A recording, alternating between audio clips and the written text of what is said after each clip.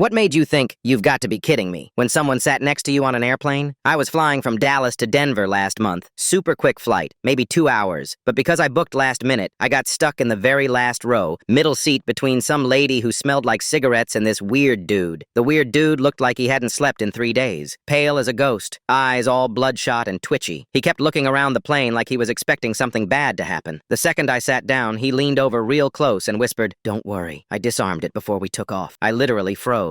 My heart started pounding so fast I thought I was going to pass out. "Disarmed what?" I asked, trying to keep my voice steady. He just winked at me and tapped his black backpack that was stuffed under the seat. "Can't be too careful these days," he said with this creepy smile. For the next 30 minutes, I was freaking out internally. Like, this is it. This is how I die. On a random Tuesday flight to Denver, I kept pressing the call button, thinking maybe I could get a flight attendant to notice something was off. But every time they came over, this guy would put on this huge fake smile and be like, "Oh, we're fine, just chatting about the weather." The flight attendants would smile back and walk away. Meanwhile, I'm sitting there sweating bullets, trying to figure out if I should make a scene or what. The guy kept muttering stuff under his breath that I couldn't really understand. Something about timing and making sure everything was synchronized. About halfway through the flight, he reaches down and starts unzipping his backpack. I swear to God, my life flashed before my eyes. I'm thinking, this is it. I'm about to see a bomb or a weapon or something horrible. But then he pulls out alarm clocks. Like old school wind-up alarm clocks. The kind your grandma probably had on her nightstand. He had maybe 6 or 7 of them, all different sizes and colors. He starts pulling them out one by one, setting them on his tray table and adjusting all these little dials and buttons. He's being super careful with each one, like they're made of glass or something. Gotta make sure these are all synchronized, he mumbles to himself. Can't have them going off at different times. I'm still confused as hell, so I finally ask, "What are those for?" "Clock show in Denver," he says, still messing with the dials. "I collect vintage alarm clocks. Been doing it for 20 years. These babies are worth more than most people make in a month." Then it hits me. "Wait, what did you mean when you said you disarmed it?" He looks at me like I'm the crazy one. "The batteries, man. I took out all the batteries so they wouldn't start ringing during the flight. Can you imagine? 7 alarm clocks going off at 30,000 feet? They'd probably think it was some kind of terrorist thing." I just stared at him for a solid 10 seconds. All that panic, all that fear, because this dude collects alarm clocks and didn't want them making noise on the plane. "You scared the crap out of me," I told him. "Sorry about that," he said, carefully putting the clocks back in his bag. I probably should have been clearer, but hey, at least now you know I'm not a crazy person, just a guy who really likes old clocks. By the time we landed, I was relieved, but also kind of mad. Like, who says I disarmed it about taking batteries out of alarm clocks? But then again, I guess it was better than sitting next to someone who actually talked the whole flight about their job or their kids or whatever. The funniest part was when we were getting off the plane. He handed me his business card. Turns out he owns 3 antique shops in Colorado and makes bank selling this old stuff to collectors. Guy probably makes more money than I do, and here I was thinking he was gonna blow up the plane.